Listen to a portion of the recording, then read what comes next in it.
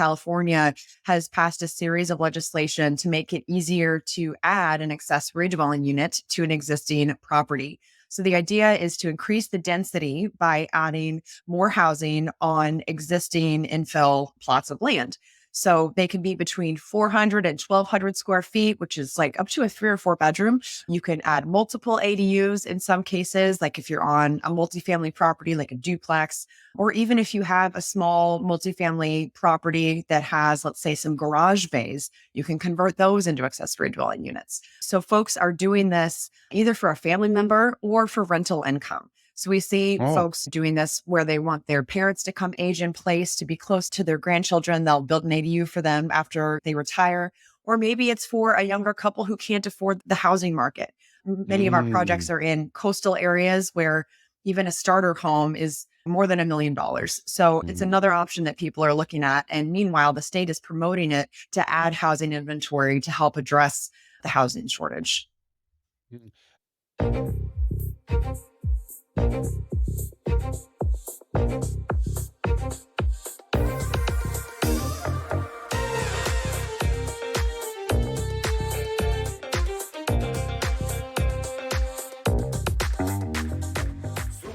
Welcome to Super Entrepreneurs Podcast. Today, we have with us Whitney Hill. Whitney is a co-founder and head of business operations at SnapADU, a design-build residential construction company that builds accessory dwelling units. Whitney also has a decade of experience working as a management consultant at Bain and Company. Welcome to our show, Whitney. Thank you so much. I'm excited to be here. It's great to have you. Whitney, can you share with us the story of how you started this company? Yeah, I'd love to. So I was working at the time in 2020, actually, on a flip business, fix and flips. And I was partnering with a contractor on the East Coast where I used to live. And at the same time, though, I'd moved to California. I was looking for an opportunity out here in real estate and heard about accessory dwelling units, which are small homes on existing residential properties.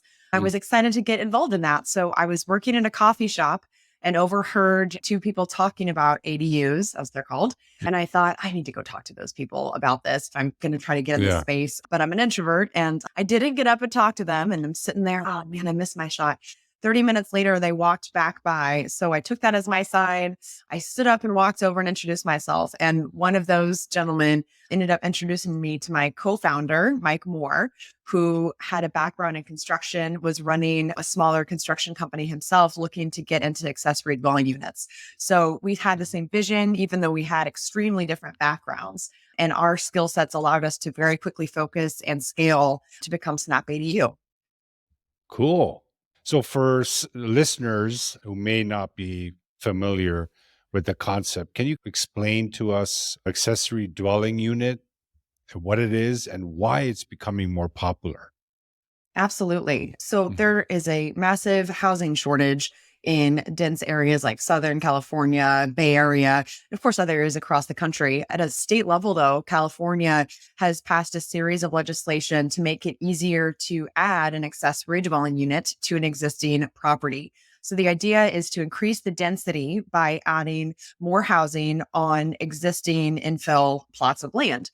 So they can be between 400 and 1,200 square feet, which is like up to a 3 or 4 bedroom. You can add multiple ADUs in some cases, like if you're on a multifamily property, like a duplex, or even if you have a small multifamily property that has, let's say, some garage bays, you can convert those into accessory dwelling units. So folks are doing this either for a family member or for rental income. So we see folks doing this where they want their parents to come age in place to be close to their grandchildren. They'll build an ADU for them after they retire.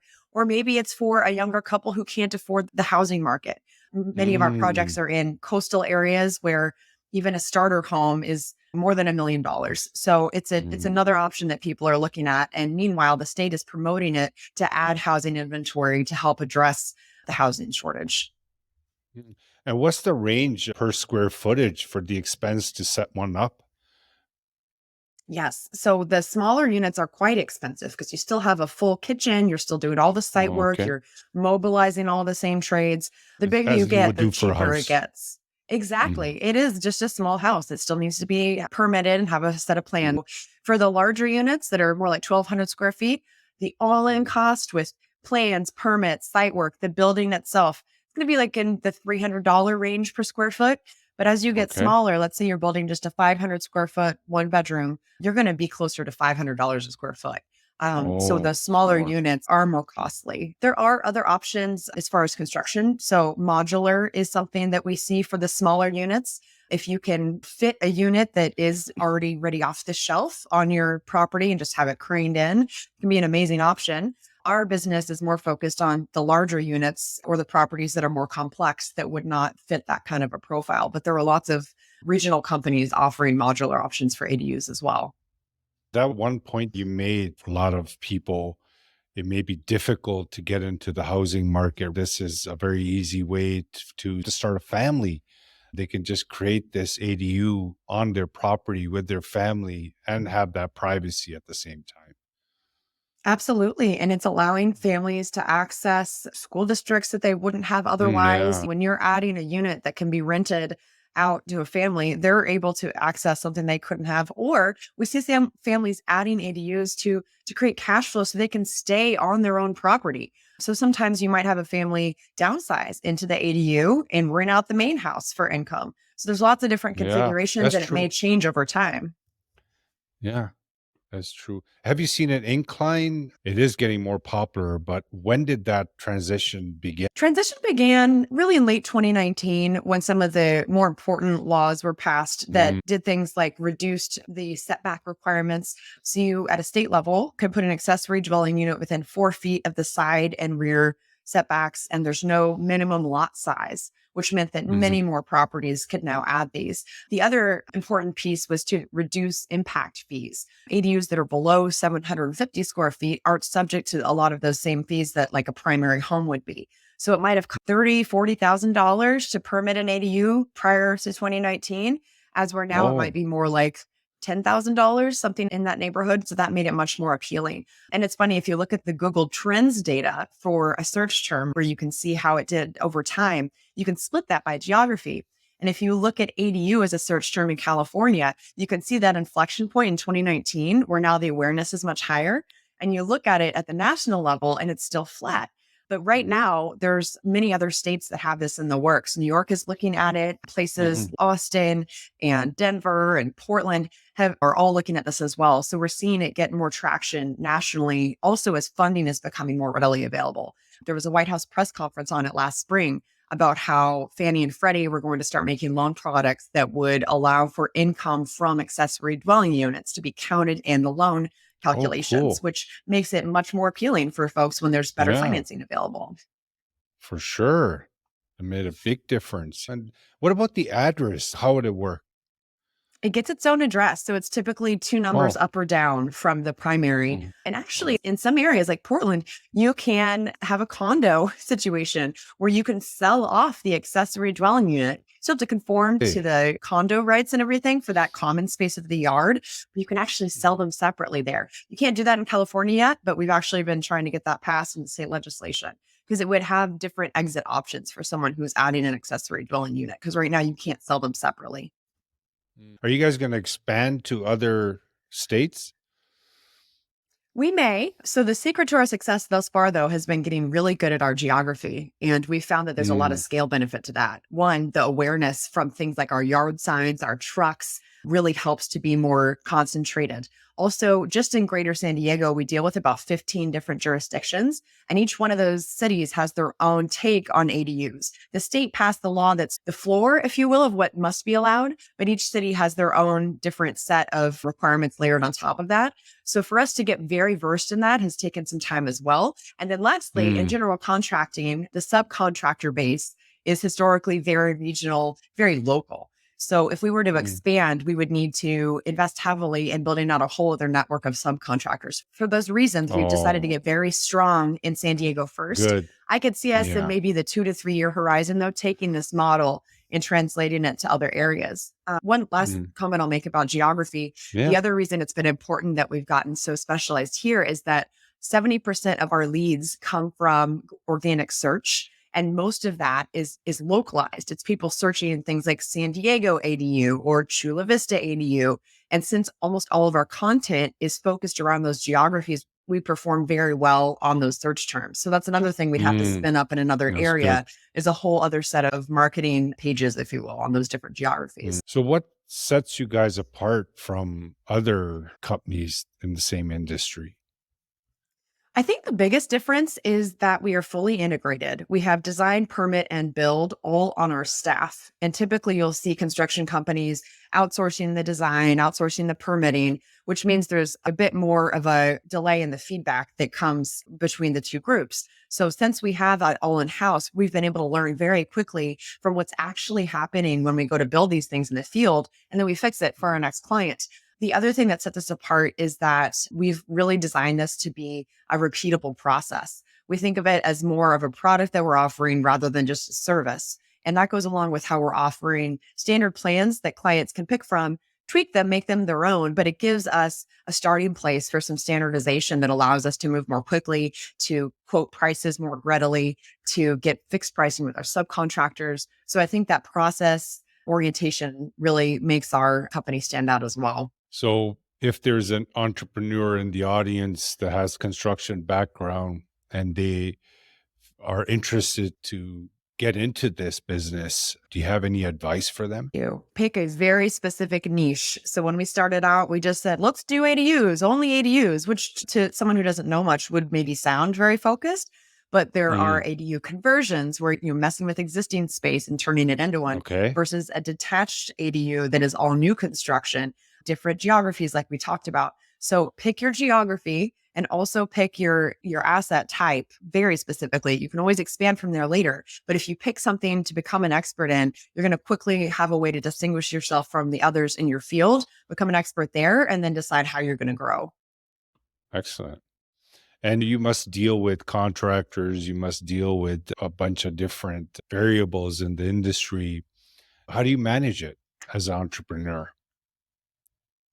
It's been hard. We actually, my co-founder and I met the day that COVID was shutting down California back in Oh, March no of way. 2020. Yeah. Yeah, it was incredible timing. What if we hadn't taken that coffee? So we built the whole business to function in a remote sense. But then over time, we've had to also deal with all the supply chain issues that came up over the last few years, the inflation from last year. So how do we deal with it? We've gotten better and better at actually using the data we're collecting. But that all starts with setting up a system that's going to allow you to track that. And even if you don't know exactly what you're going to do with it now, know that you will have a use for it once you've got enough of a sample size. So what we're able to do is take our information on how many ADUs are we going to be building, what's the demand going to look like, and we were able to use that with our subcontractors to start projecting out what that demand would be, getting pricing with them that would help us offer some predictability for our clients. So we've really leaned into using our advantage, which is just simply having more ADUs built than anyone else, to help Yeah. us better predict what's going to happen. But at the end of the day, we've had to take on some risk for our homeowners. Folks weren't willing to sign a contract because the interest rates were all over the place. Yeah. So we had to take a bit of a leap of faith in our own calculations and offer a price lock for 6 months, even though our subcontractors in all cases weren't doing that. So we had to take on the risk of that just to get these jobs moving. So we've had to make some calculated decisions that were a bit of a gamble, but at the time, we decided that was an important step to keep business moving in the face of some really interesting challenges in the market. Interesting.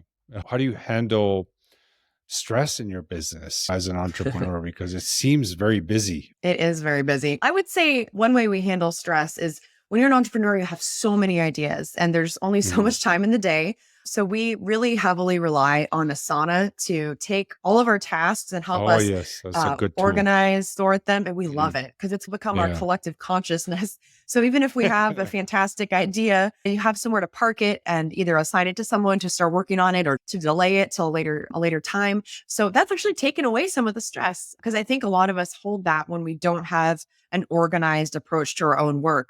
So when you're able to really just look at a little part of your to-do list, like what have I decided is important enough for today, for this week, for next week, it really helps you take a stock of everything on the list and give yourself permission not to stress about the rest of it. Good. Can you share some lessons you have learned growing this successful company? So many lessons. Which one can I start with? Yeah, just something I that will. pops up. Yes, one that pops up. Know what kind of employee will thrive in the company where you are in your own growth story. So for us, we hired a couple of very junior employees who were just very new to the workforce in general. So our mistake in that was that we did not have the bandwidth to appropriately train them on just the basics of how you are successful at work. So we were trying to train them on everything about our own company and about construction, in addition to them just not really having some basics. Now we know that folks need to have really a decade of work experience to come in and thrive in this environment, because we have about 15 or 16 employees and there's so much growth and evolution happening that if you don't have some prior experience to draw from, it's really difficult for it to be a good experience. So we definitely learned that the hard way. That's a good lesson, though. It's It definitely really a good was, lesson as long you're actually growing still. So it's a good lesson to keep with you. for sure.